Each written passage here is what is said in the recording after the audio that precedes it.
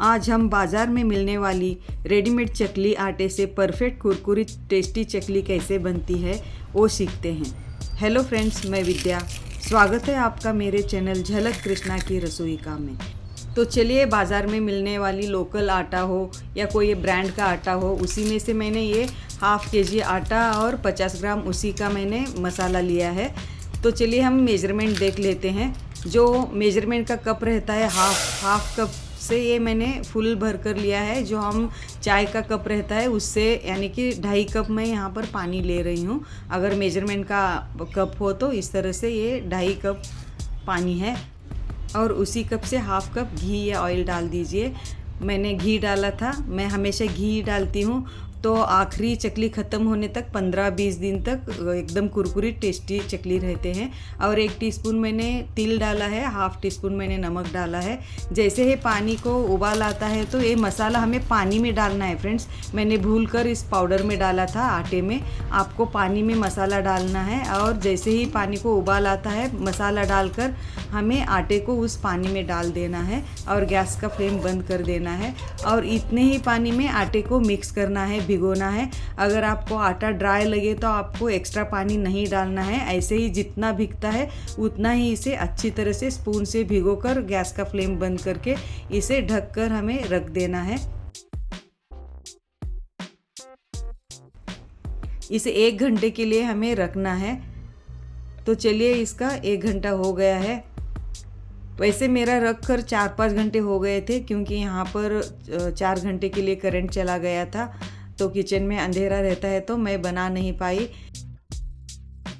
आपका 1 घंटे में ये गरम गरम रहता है, स्टीम भी आते रहता है, हाथ लगाने नहीं देता है। तो आप किसी मैशर से इसे शुरुआत में थोड़ा सा मैश कर लीजिए।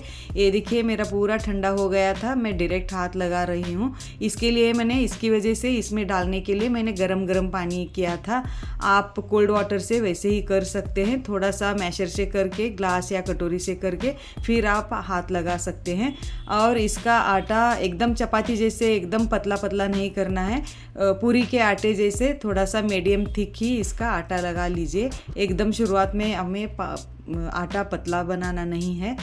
और जब हम साँचे में भरते हैं, भरने से पहले हम इसे इस तरह से लेकर इसे जैसे ज्वारी का आटा रहता है ना, वैसे पानी थोड़ा थोड़ा लगाते हुए इसे सॉफ्ट बना कर लेना है। जैसे कि चिकना बोलते हैं ना, उस तरह से इसे स्मूथ और सॉफ्ट बना कर ले लेना है, ताकि जब हम चकली डालते हैं तो वो टूटना नहीं चाहिए। इसके लिए जब इस तरह से हम इसे सॉफ्ट बना कर लेते हैं तो चकली परफेक्ट हो जाते हैं।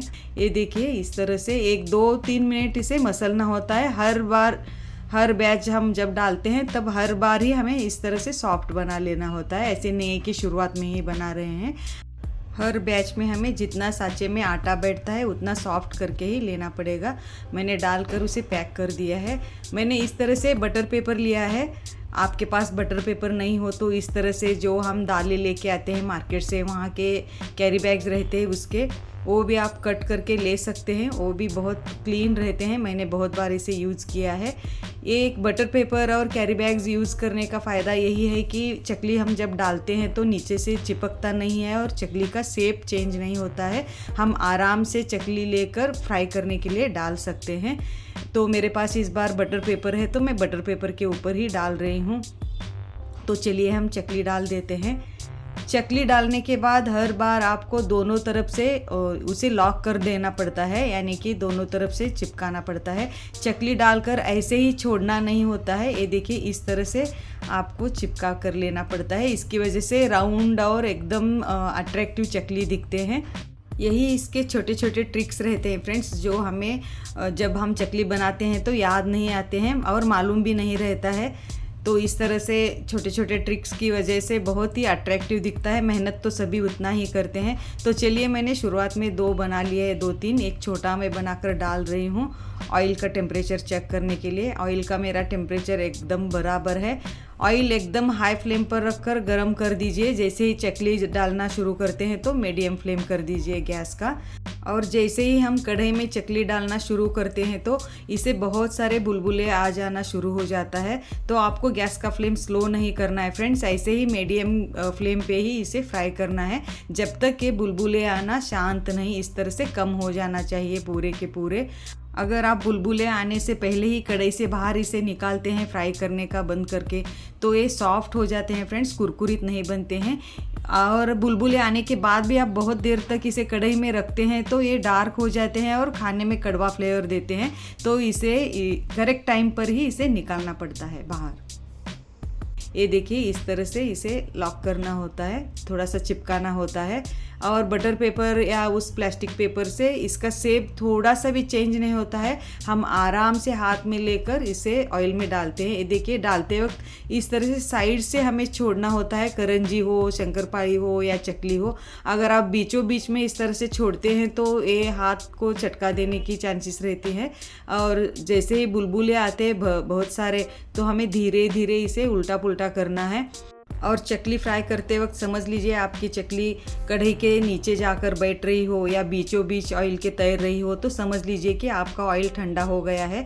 इमीडिएट आपको गैस का फ्लेम हाई करना है फ्रेंड्स, और 30 सेकेंड के लिए हाई करके फिर से आप मीडियम गैस का फ्लेम कर सकते हैं। हमेशा चकली फ्राई करते वक्त ऊपर तैरना चाहिए। अगर बीचों बीच तैर रही हो, नीचे जाकर बैठ रही हो तो वो सॉफ्ट बनती है, कुरकुरीत नहीं बनती है। पूरा ऑयल पीकर वो पिघल भी सकती है और जब आप खाने के लिए लेते हैं तो ऑयली लगती है। इस तरह से ड्राई होने के लिए, कुरकुरीत होने के लिए हमेशा चकली फ्राई करते वक्त ऊपर तैरना चाहिए। तो चलिए फ्रेंड्स, मेरे तो चकली बनाना पूरे हो गए हैं। मेरी वीडियो आपको ज़रा सी भी हेल्पफुल लगे तो मेरे वीडियो को एक लाइक कर दीजिए और मेरे चैनल को सब्सक्राइब करके ज़रूर रखना। मेरा पूरा वीडियो देखने के लिए thank you friends, thank you.